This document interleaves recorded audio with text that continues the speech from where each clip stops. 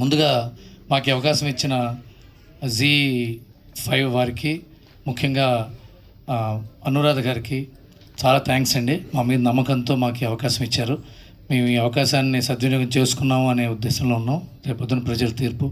అలాగే వాళ్ళ టీంలో జయంత్ గారు, హిరణ్మయ్య గారు, మా మార్కెటింగ్ టీమ్ శ్వేత కానీ వీళ్ళందరూ మాకు ఎంతో వెన్నుండి చాలా సహకరించారు. ఇకపోతే సిరీస్ గురించి మీకు చెప్పాలి.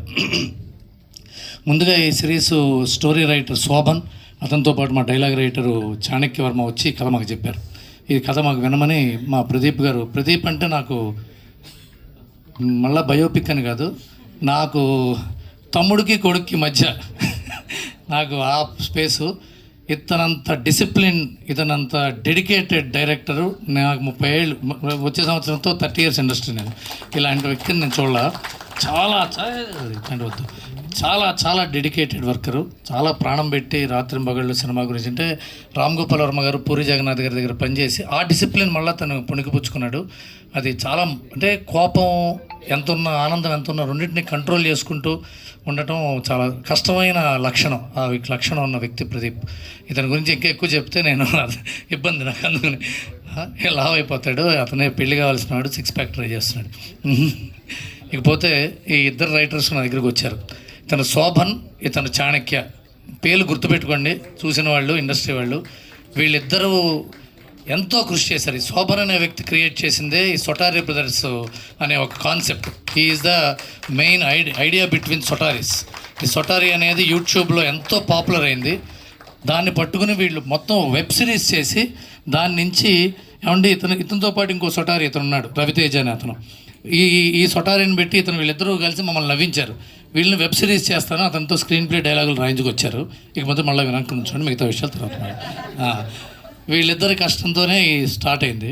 స్టార్ట్ అయిన తర్వాత అనురాధ గారి కథ వినిపించిన తర్వాత బాగుందండి చేద్దాము. ఈ కోడి పోవటం ట్రైలర్ చూసుంటారు. ఒక పెద్ద రాజుగారు, గజపతి రాజు గారు అని ఆయన కోడి పోవటంతో ఆ కోడిని పట్టుకోవడానికి ఇద్దరు బడుద్దాయి పోలీసులని క్యారెక్టర్స్ తీసుకొచ్చారు. ఇది కథ. దీంట్లో ఆల్రెడీ రవి సొటారి అతన్ని, రవితేజ అనే అతన్ని కాస్ట్ చేసాం.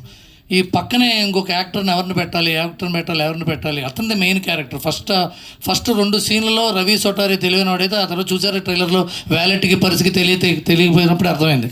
అక్కడి నుంచి టేకప్ చేయాలి. ఆ క్యారెక్టర్ ఎవరు చేస్తే బాగుంటుంది అంటే మాకు జీ నుంచి గెటప్ సీన్ గారు అని మాకు డిస్కషన్ జరిగింది. నాకు గెటప్ సీన్ అంటే చాలా ఇష్టమైన యాక్టర్, చాలా బ్రిలియంట్ అనే పదం ఊరికే వాడేస్తుంటాం మనం. బ్రిలియంట్ యాక్టర్ అండి, బ్రిలియంట్ రైటర్ అండి, బ్రిలియంట్ కెమెరా. బ్రిలియంట్ అనే దానికి డెఫినేషన్ మన గెటప్ సీన్ యొక్క పర్ఫార్మెన్స్. సీన్ని అర్థం చేసుకుని, టైమింగ్ని అర్థం చేసుకుని దాన్ని ఇక్కడ డెలివర్ చేయాలి. ఎంత అలవోకగా యాక్టింగ్ చేయటమే యాక్టింగ్ అంటే. నేను యాక్టింగ్ చేస్తున్నా చూడండి అని చెప్పడం యాక్టింగ్ కాదుగా. నేను యాక్టింగ్ చేయట్లేదేమో, వీడు నిజంగా జీవిస్తున్నాడేమో అని చేసే అంత గొప్ప నటుడు గెటప్ సీను. ఈ గెటప్ ఇతన్ని చూసే ఇతనేమో అసలు ఓవర్ యాక్టింగ్కి కేర్ ఆఫ్ అడ్రస్. సారీ, మీ స్టైలే అది. ఆయనేమో అలవాక. వీళ్ళిద్దరికి మ్యాచ్ ఎట్లా అవుతుంది?